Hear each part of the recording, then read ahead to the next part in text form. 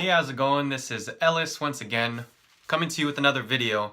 I was thinking today about how I love Chipotle, right? And at some point a few years ago, I really started to just spend a lot on Chipotle and just going out to eat in general.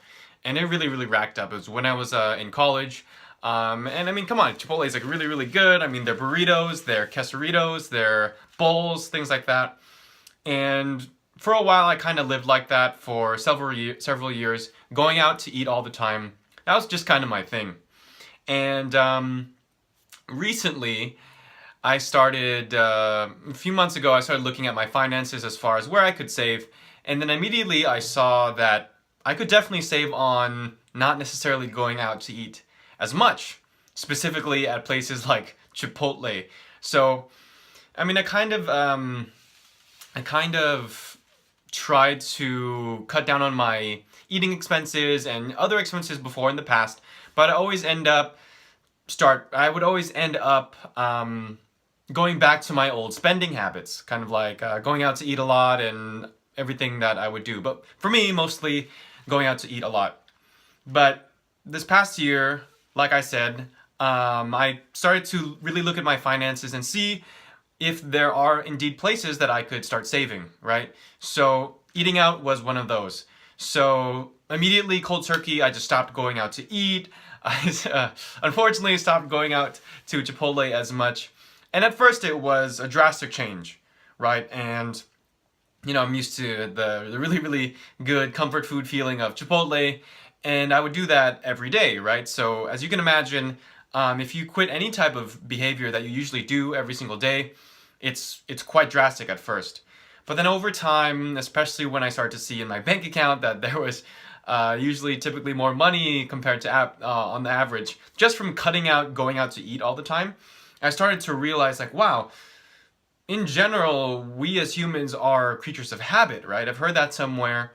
And what's interesting is that if we change one thing, one major habit that is prevalent in our lives, something that's very, something that we do a lot, that represents the bulk of our lifestyle, if we change one of those things, then we overall tend to change our lifestyle completely. Kind of like how I changed my lifestyle as far as not going to Chipotle as much. I started going, not going actually, I started staying in to eat a lot. Also for those gains, right? As time went on, as months went on, against this past year, maybe more or so, I started to realize I was saving money. I started seeing that I was getting healthier because I would only buy, you know, quote unquote healthy food. And ultimately, I wouldn't really go outside the house as far as food as much. Today, which is after several months of this lifestyle change, I started to think like, wow, like thinking back, how was I ever able to go out every single day to eat Chipotle or to eat food? And if you think about it, I mean, I would always get the double meat, the guacamole, things like that. So on average, maybe $10, $15 a day, you know, and that's like an average day. That's when I wouldn't go multiple times a day, which I would. So bottom line, today I was thinking, wow, one major behavior change over time really leads your life in a different place. And I find that I think we're able to do this with, you know, for the most of us, lifestyle changes as far as financial decisions, as far as health decisions. But when it comes to relationships, especially when we hit the challenging times, the tough times, the hard times, kind of like breakups, for example, there's not a lot of education on how to go about it, first of all. And also, it's kind of something that we just wait out. We kind of just wait and think that the time that we're going to feel better will just come, right? So a lot of us kind of, especially the guys that are watching this, have a hard time getting through it because it's not really an active decision to change anything about your behavior, because unlike something like a food eating lifestyle change or a financial lifestyle change, so we're kind of just waiting around, right? So what you need to do and what changing your behavior means in as far as getting over a breakup is going through a specific process. And what I find is that just changing one thing will drastically shift your lifestyle, as far as compared to the example that I brought up earlier. When I changed the fact that I stopped going out to eat as much, a lot of things indirectly changed, like saving money, getting healthier, and overall just, I guess, being a homebody, which I kind of like during the day, so I don't have to be out all the time getting food. So let's say you're going through a breakup right now. And by the way, if you are, I know it's a very, very hard time. And because I know I went through a harsh breakup myself a couple of years ago, and it just wrecked me, you know? And when I started to get out of it, one thing that helped me was finding something to change as far as my behavior. And when it comes to when it comes to breakups, I should say there's a number of things that you could do.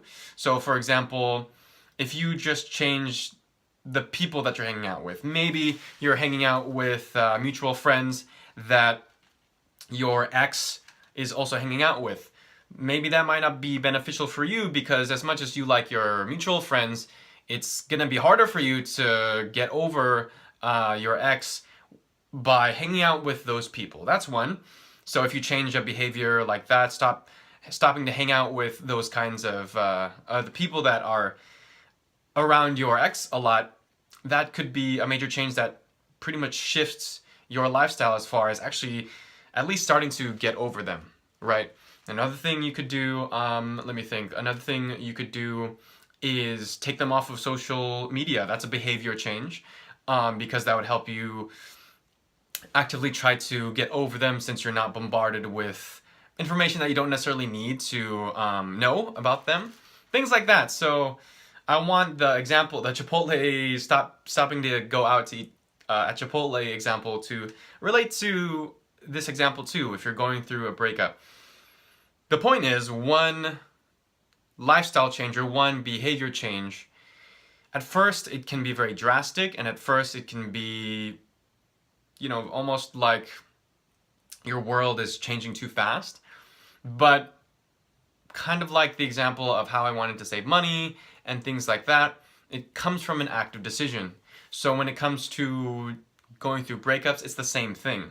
So unlike just waiting and just allowing time to heal all wounds, which doesn't necessarily, as far as going through breakups, if you don't take the right action,